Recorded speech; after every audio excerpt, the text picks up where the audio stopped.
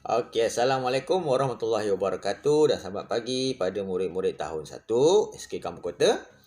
Hari ini kelas PDPR Sains kita sambung dengan tajuk kecil seterusnya iaitu kandungan tanah. Okey, kandungan tanah. Okey.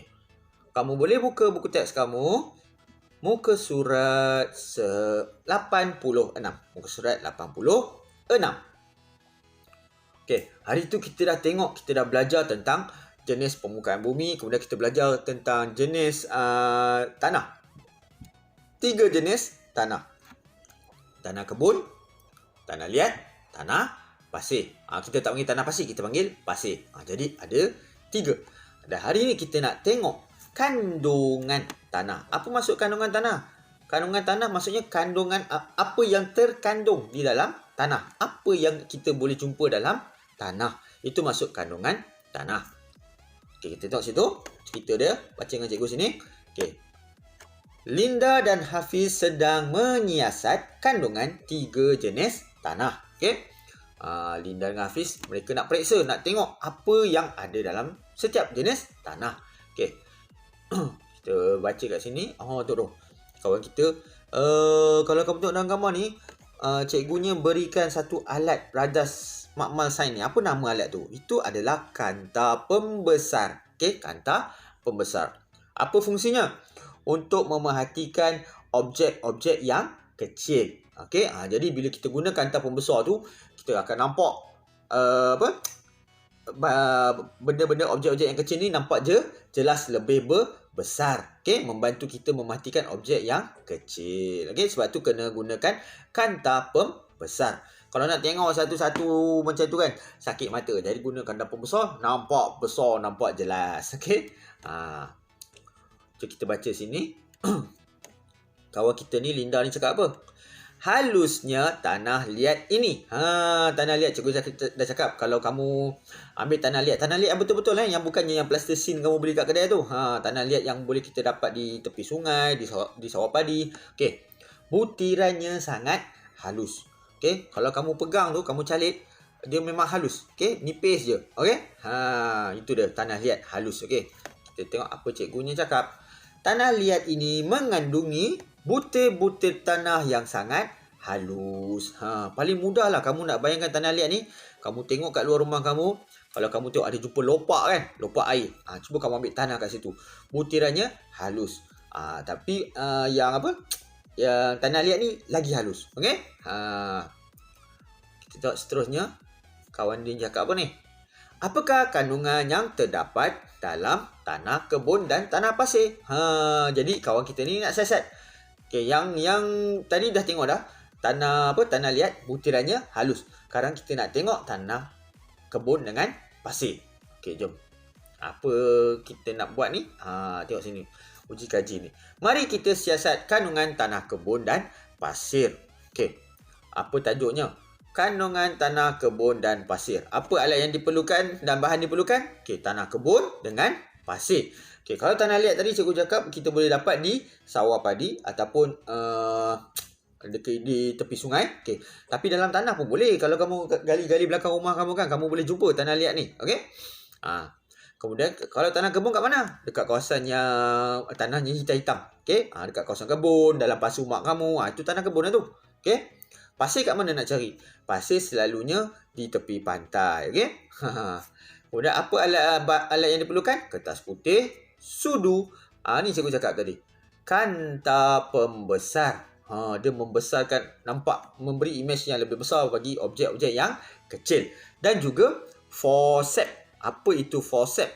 Forceps tu macam penyepit lah. Okey? Penyepit. Jom kita tengok. Ini kalau di sekolah kita boleh buat. Okay? Kamu boleh gali, kamu bawa sampel tanah, kita buat sama-sama. Tengok apa yang boleh kita dapat daripada setiap jenis tanah. Okay. Langkah pertama, alaskan meja dengan kertas. Agak-agak kenapa guna kertas putih? Supaya kita dapat melihat objek dengan lebih jelas. Okay, kalau kamu guna kertas hitam, letak tanah warna hitam, apa yang kamu nampak?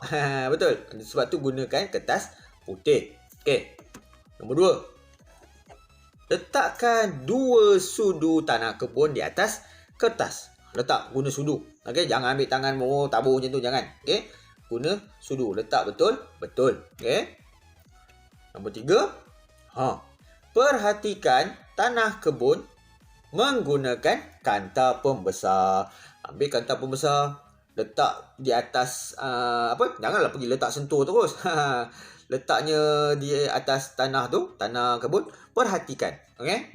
Nombor 4. Nombor 4, asingkan tanah kebun mengikut kandungannya menggunakan forceps. Ambil forceps, asingkan. Kalau kamu jumpa akar, letak satu tempat. Kalau kamu jumpa daun kering, letak satu tempat. Kamu jumpa cacing ke semut, letak satu tempat. Okay? Kamu jumpa apa lagi? Letak. Nampak? Diasingkan. Kawan kita ni diasingkan. Ni bahagian apa? Apa tu? Ranting-ranting. Yang ni akar-akar. Yang ni apa? Pasir-pasir. Okay? Dia asingkan. Okay? Nombor 5. Ulangi langkah 1 hingga 4 untuk pasir. Okey. Catat pemerhatian kamu dalam jadual di bawah. Okey. Kita tengok sini. Dia bagi jadual. Okey. Di mana adanya tajuk bagi setiap kolom ni. Bagi setiap ruangan ni. Okey. Jenis tanah. Ada 2 iaitu tanah kebun dengan tanah pasir. Okey. Tanah kebun dengan pasir. Kemudian adanya tajuk untuk ruangan kandungan tanah. Dia suruh right nanti. Okey. Kalau ada ranting kayu, tanda right. Kalau ada daun kering, tanda right. Tanda tick lah. Okey. Kalau ada batu, tanda. Ada butiran pasir, tanda juga. Okey. Kalau ada haiwan kecil pun, tanda juga. Okey. Jom kita tengok sini. Contoh kalau kita tengok tanah kebun. Tanah kebun tadi kita gunakan forceps. Kita tengok dengan guna kata pembesar. Kita jumpa ranting kayu. Tanda right. Okey. Tanah pasir kita tengok ada tak jumpa ranting kayu? Tak ada. Bila tak ada, jangan tanda. Okey. Tanah kebun, bila kita cek dengan menggunakan forceps, kita jumpa daun kering. Okey. Pasir, ada jumpa daun kering? Tak ada. Okey. Kemudian kalau tanah kebun ni kita asing-asingkan kita jumpa batu. Ada batunya, memang ada. Tapi tak banyak. Okay. Kalau pasir, memang jumpa batu. Okay. Kemudian butiran pasir di tanah kebun. Ada juga butiran pasir tapi sedikit. Kalau pasir memang banyaklah butiran pasirnya. Okay. Haiwan kecil untuk tanah kebun ada tak? Kita boleh jumpa. Kita jumpa semut, kita jumpa anai-anai, kita jumpa cacing. Haiwan kecil lah tu. Okay. Tandakan right. Kalau yang pasir boleh jumpa tak cacing ke semut ke? Kurang nak jumpa. Tak jumpa pun cacing. Semut pun tak ada sangat. Tak ada lah selalunya. Okay? Jadi perlu tak tanda right pada pasir punya ruangan untuk haiwan kecil? Tak perlu. Okay, kat sini apa yang kita nampak? Tanah kebun ada ranting kayu, ada daun kering, ada batu, ada butir pasir, ada haiwan kecil. Kalau yang pasir apa yang ada? Hanya ada batu dengan butir pasir. Itu beza kandungannya. Okay. Kalau tanah liat macam mana? Tanah liat pun berbeza juga tau. Tanah liat dia punya kandungan dia berbeza. Okey, cikgu buat ringkasan. Okey, liat. Okey. Tanah liat ni apa yang ada? Ranting kayu dia tak ada. Daun kering pun tak ada. Batu tak ada. Dia ada butiran pasir sedikit sahaja. Okey? Haiwan kecil pun tak ada. Okey? Sebab apa? Dia punya tanah liat tu kandungan dia sangat halus. Butiran pasir dia pun sedikit, tak banyak. Okey?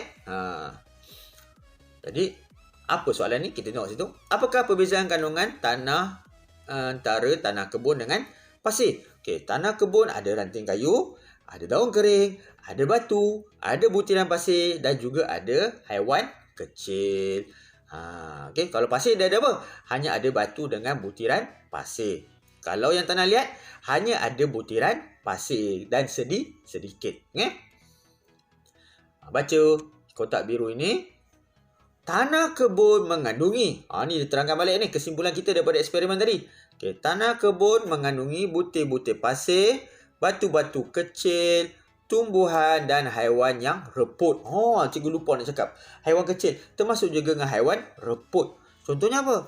Contohnya semut mati ke, kan? Ratu semut mati ke, anai mati ke, yang dah reput. Kemudian mungkin ada kumbang ke, kan? Yang dah reput. Okey. Pasir mengandungi, ni cerita pasir pula, mengandungi butir pasir dan batu-batu kecil. Betul cikgu cakap tadi. Ada batu kecil dan butir pasir. Memang banyak, butir pasir dia banyak untuk pasir. Okey. Tanah liat apa dia? Tanah liat hanya ada butir-butir pasir. Okey. Dan juga dia punya itulah butiran halus tanah liat itulah. Butir-butir pasir tu pun sedikit.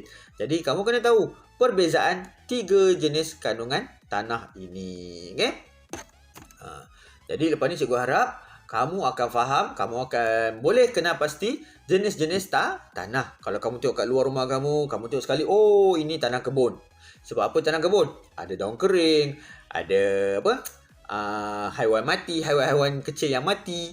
Okey, kemudian adanya butir-butir pasir, batu-batu yang kecil. Okey.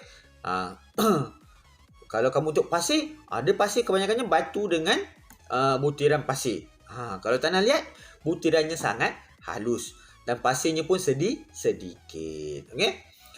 Jadi cikgu harap kamu faham topik yang kita belajar pada hari ini tentang kandungan tanah. Okey, nanti kita akan sambung kelas kita pada masa akan datang.